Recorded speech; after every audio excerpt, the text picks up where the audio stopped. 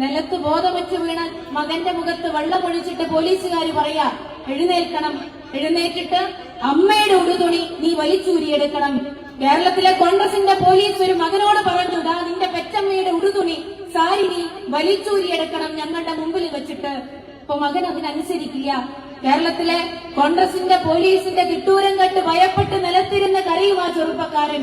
അപ്പൊ പോലീസുകാർ പറയും, ശരി എന്നാ ഞാൻ തന്നെ അത് ചെയ്യാന്ന് പറഞ്ഞ കൂട്ടത്തിലൊരു പോലീസുകാരൻ ഫിലോമിന എന്ന കമ്മ്യൂണിസ്റ്റുകാരിയുടെ ഉടുത്ത വസ്ത്രമാകെ വലിച്ചെടുക്കുന്നുണ്ട്. ഫിലോമിന മൂല്യത ബന്ധമില്ലാതെ അവിടുത്തെ കുറ്റവാളികൾക്ക് മുമ്പിൽ, കമ്മ്യൂണിസ്റ്റ് തടവുകാരികൾക്ക് മുമ്പിൽ, അവിടുത്തെ പോലീസുകാർക്ക് മുമ്പിൽ അങ്ങനെ തലകുനിച്ച് നിലവിളിച്ച് നിൽക്കുന്ന ഒരു കാഴ്ചയുണ്ട്. അടുത്ത് എന്താ പറഞ്ഞെന്നറിയോ? വി ഡി സതീശന്റെ കോൺഗ്രസ് ഇന്ന് നിയമസഭയിൽ പോലീസിനെ മര്യാദ പഠിപ്പിക്കാൻ ശ്രമിക്കുമ്പോ കഴിഞ്ഞകാല അനുഭവം വെറുതെയൊന്ന് ഈ നാട്ടിലെ സാധാരണക്കാരോടെങ്കിലും ചോദിച്ച് മനസ്സിലാക്കേണ്ടതായിട്ടുണ്ട്. എന്താ പറഞ്ഞത്? നീ നിന്റെ അമ്മയുമായിട്ട് ലൈംഗിക ബന്ധത്തിൽ ഏർപ്പെടുക. ചിന്തിക്കാൻ സാധിക്കുമോ നമുക്ക്? ലൈംഗിക ബന്ധത്തിൽ ഏർപ്പെടുമ്പോൾ ഞങ്ങൾ അത് കണ്ട് ആസ്വദിക്കട്ടെ എന്ന് പറഞ്ഞ പോലീസുകാരുണ്ടായിരുന്നു കേരളത്തില്. അത് മാത്രമല്ല, എത്രയോ അനുഭവങ്ങൾ. 23 വയസ്സുള്ള വർക്കല വിജയൻ എന്ന കമ്മ്യൂണിസ്റ്റുകാരനെ അടിച്ചു കൊന്ന് പൊന്മുടിയുടെ താഴ്വാരത്തിലിട്ട് കത്തിച്ചു കൊന്നവരാ കോൺഗ്രസുകാർ, കോൺഗ്രസിന്റെ പോലീസുകാർ. അതുകൊണ്ട് പ്രിയപ്പെട്ടവരെ, എത്രയോ അനുഭവങ്ങൾ കഴിഞ്ഞ കാലങ്ങളിൽ കോൺഗ്രസിന്റെ നരനായാട്ടിന്റെ ഭാഗമായിട്ട് കേരളത്തിലെ ജനങ്ങൾ അനുഭവിച്ചിട്ടുണ്ട്. പ്രിയപ്പെട്ടവരെ, ജീവിക്കാനുള്ള എല്ലാ സാധ്യതയും സാഹചര്യവും ഉണ്ടായിരുന്നിട്ടും സഹനത്തിന്റെ പാതയിലേക്ക് സ്വയം സന്നദ്ധരായി കടന്നുപോയ പോരാളിയുടെ പേരാണ് പുഷ്പൻ. കേവലം 2-3 വർഷമല്ല, 3 പതിറ്റാണ്ട് കാലം ഒരു മനുഷ്യന്റെ ആയുസ്സിൽ യൗവനതീക്ഷ്ണമായ 3 പതിറ്റാണ്ട് കാലം ചൊക്ലിയിലെ മേലപ്പുറത്തെ വീട്ടിൽ ശരീരമനങ്ങാതെ കിടക്കുമ്പോഴും പാനൂരിന്റെ, കേരളത്തിന്റെ, ഇന്ത്യയിലെ, ലോകത്തിന്റെ വിപ്ലവ പ്രസ്ഥാനത്തിന് കാവലിരുന്ന പോരാളിയുടെ പേര് കൂടിയാണ് പുഷ്പൻ എന്ന് നിങ്ങളോട് ഞാൻ പറഞ്ഞു പരിചയപ്പെടുത്തേണ്ടതായിട്ടില്ല. നേരത്തെ ഇവിടെ പറഞ്ഞതുപോലെ കേവലം കണ്ണൂരിൽ നിന്നോ കേരളത്തിൽ നിന്നോ ഉള്ള ജനങ്ങളല്ല, മറിച്ച് ലോകത്തിന്റെ നാനാഭാഗത്തുള്ള മനുഷ്യരുൾപ്പെടെ ഈ കൊച്ചു ഗ്രാമത്തിലേക്ക് കടന്നു വന്നത് പുഷ്പനെ കാണാനും അറിയാനുമായിരുന്നു എന്നുള്ള അനുഭവം നമുക്ക് ഏറ്റവും നന്നായിട്ട് അറിയാവുന്നതാണ്. പുഷ്പൻ ഒരുപക്ഷെ മറ്റൊരു രാഷ്ട്രീയ പാർട്ടിക്കും അവകാശപ്പെടാൻ സാധിക്കാത്ത തരത്തിലേക്കുള്ള വിപ്ലവ വീര്യത്തിന്റെ ജീവിക്കുന്ന ഉദാഹരണമായിട്ട് കഴിഞ്ഞ വർഷം വരെ നമ്മുടെ മുമ്പിൽ ഉണ്ടായിരുന്നു. കൂത്തുപറമ്പ് സമരത്തിൽ വെടിയേറ്റ് സുഷുമ്നാ നാഡിക്ക് പരിക്കേറ്റ് പിന്നീട് കഴിഞ്ഞ വർഷം വരെ നമ്മുടെ കൂടെ ഉണ്ടായിരുന്ന പോരാളി. ഏറ്റവും ഒടുക്കം കോടിയേരിക്ക് അവസാനമായി അന്ത്യാഭിവാദ്യം അർപ്പിക്കാൻ പുഷ്പൻ കടന്നു വന്നൊരു കാഴ്ചയുണ്ട്. നമ്മൾ ചെങ്കൊടി പിടിച്ച് ഈ പ്രസ്ഥാനത്തിന്റെ ഭാഗമായിരിക്കുന്ന കാലത്തോളം നമ്മുടെ മനസ്സിൽ നിന്ന് വിട്ടുമാറാതൊരു കാഴ്ചയായിട്ട് അന്നത്തെ ആ കാഴ്ച നമ്മൾ ഹൃദയത്തോട് ചേർത്ത് വെച്ചിരുന്നു.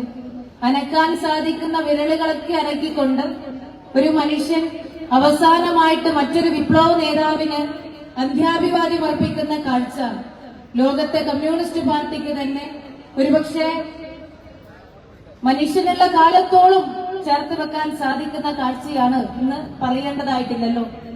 സഖാവ് പുഷ്പനെ നാം ഓർക്കുകയാണ്.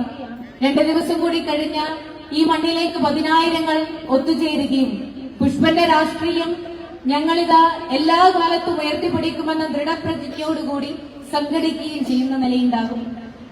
മറ്റന്നാളെ മാത്രമല്ല, യുവജന പ്രസ്ഥാനത്തിന്റെ വേദിയിൽ എപ്പോഴും, ഇടതുപക്ഷത്തിന്റെ വേദിയിൽ എപ്പോഴും മുന്നോട്ടുള്ള പ്രവർത്തനത്തിന്റെ ഇന്ധനമായി സഖാവ് പുഷ്പൻ മാറും എന്നതിന് തർക്കമില്ല.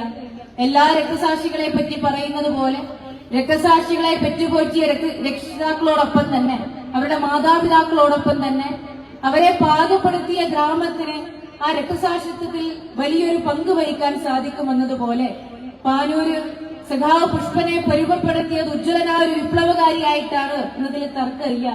നേരത്തെ ഉടനീളം പരാമർശിച്ചതുപോലെ പാനൂരിന്റെ ചെറിയ ഗ്രാമങ്ങളിലേക്ക് കടന്നു പോകുമ്പോൾ തുടരെ കാണുന്ന രക്തസാക്ഷി സ്തൂപങ്ങളുണ്ട്.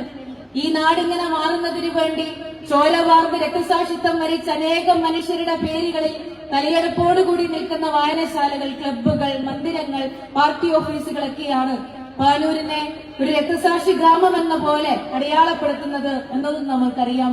അതുകൊണ്ട് രക്തസാക്ഷിയെ പെറ്റുപോറ്റി വളർത്തിയ മാതാപിതാക്കളോടൊപ്പം തന്നെ അവന്റെ രാഷ്ട്രീയത്തെ പാകപ്പെടുത്തിയ പാനൂര് പോലുള്ള ഒരു വിപ്ലവ നാടിനെ, സമരഭൂമിയെ നാം ഈ കമ്മ്യൂണിസ്റ്റ് പാർട്ടിയുടെ ഊർജ്ജസ്രോതസ്സായി ചേർത്ത് വെക്കുകയാണ്. സെപ്റ്റംബർ മാസം എമ്പാടും പറയുന്നത് ഈ വിപ്ലവത്തെ പറ്റി തന്നെയാണ് എന്നുകൂടി സൂചിപ്പിക്കുകയാണ്. എന്നുകൂടി പറഞ്ഞ് അവസാനിപ്പിക്കും.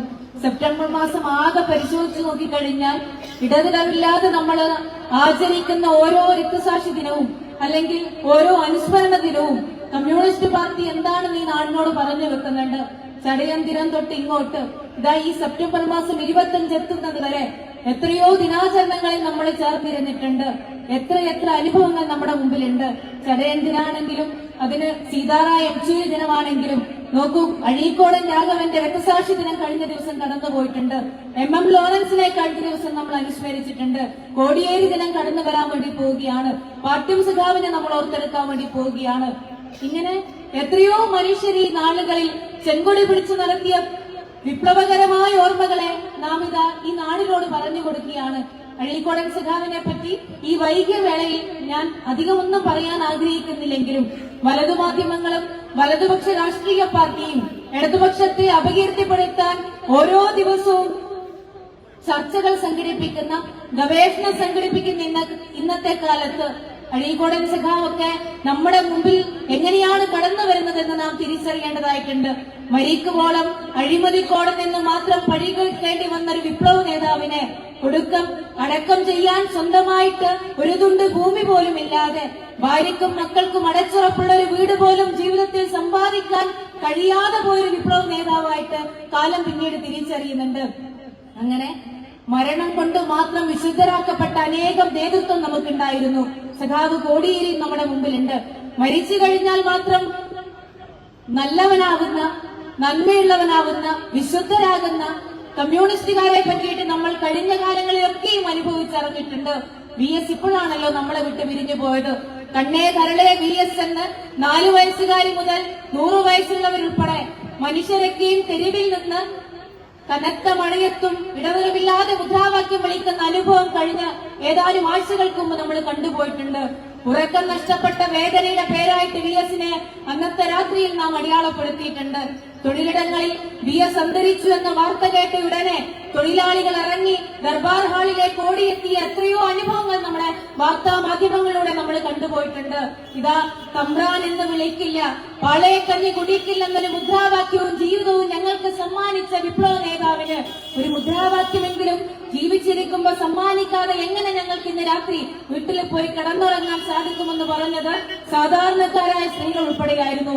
അങ്ങനെ എത്രയോ അനുഭവങ്ങൾ. ഒരു കാര്യം കൂടി സാന്ദർഭിക ഈ ഒരു വേദിയിൽ വെച്ചിട്ട് സൂചിപ്പിക്കാൻ ആഗ്രഹിക്കുന്നത്, ഈ കഴിഞ്ഞ ദിവസം നിയമസഭയിലൊക്കെ ചോദ്യോത്തരം നടക്കുമ്പോ അടിയന്തര പ്രമേയത്തിന്റെ ഭാഗമായിട്ടൊക്കെ കോൺഗ്രസ് ഉന്നയിച്ച ഏറ്റവും പ്രധാനപ്പെട്ട ആശങ്കകളിലൊന്ന് കേരളത്തിലെ പോലീസിനെ പറ്റിയായിരുന്നു.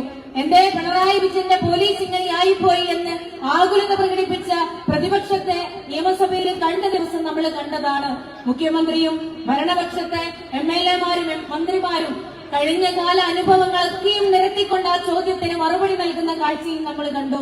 ഞാനിത് പറയാൻ കാരണം MM ലോറൻസിന്റെ അനുഭവം അല്ലെങ്കിൽ MM ലോറൻസിന്റെ ഓർമ്മ ദിനം കഴിഞ്ഞ ദിവസം നമ്മൾ ആചരിച്ചത് കൊണ്ടാണ്. MM ലോറൻസിന്റെ ഒരു ആത്മകഥയുടെ പ്രിയപ്പെട്ടവരെ എപ്പോഴെങ്കിലും വായിച്ചു നോക്കണം.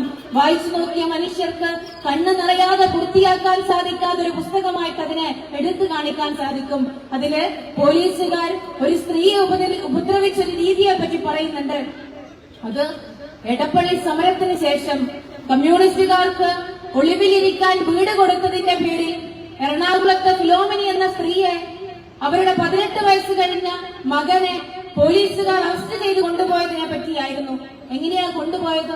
കേരളത്തിലെ കോൺഗ്രസുകാർ ഇന്ന് പോലീസ് നയത്തെ പറ്റി ചോദ്യോത്തരങ്ങൾ സംഘടിപ്പിക്കുമ്പോ കഴിഞ്ഞകാല കോൺഗ്രസ് ഭരണ കേരളത്തിൽ ഉണ്ടായിരുന്ന ഘട്ടത്തിൽ കമ്മ്യൂണിസ്റ്റുകാരെ, കമ്മ്യൂണിസ്റ്റ് അനുഭവമുള്ളവരെ, തൊഴിലാളികളെ, സാധാരണക്കാരെ കോൺഗ്രസിന്റെ പോലീസ് എങ്ങനെയാ നേരിട്ടതെന്ന് നമ്മളൊന്ന് ചോദിച്ചു മനസ്സിലാക്കേണ്ടതായിട്ടുണ്ട്.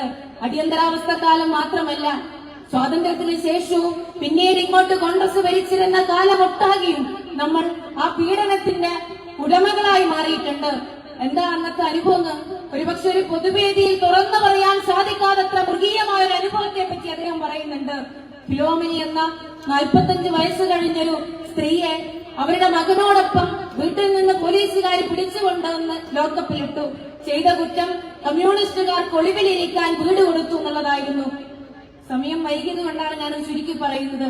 അങ്ങനെ ലോക്കപ്പിലേക്ക് കൊണ്ടുവന്നു. മകനെ അമ്മയുടെ മുമ്പിലിട്ട് വല്ലാതെ മർദ്ദിച്ച് അവശനാക്കുന്നുണ്ട്. പിന്നീട് നിലത്ത് വീണ മകന്റെ ഉടുതുണികളൊക്കെ വലിച്ച് മാറ്റിവെക്കുകയാ പോലീസുകാർ. നൂലിയുടെ ബന്ധമില്ലാതെ തന്റെ 18 വയസ്സ് തികഞ്ഞ യുവാവായ മകൻ നിലത്ത് കിടക്കുന്നത് കണ്ട് നിലവിളിക്കുന്നുണ്ട് ഫിലോമിനി എന്ന കമ്മ്യൂണിസ്റ്റുകാരി.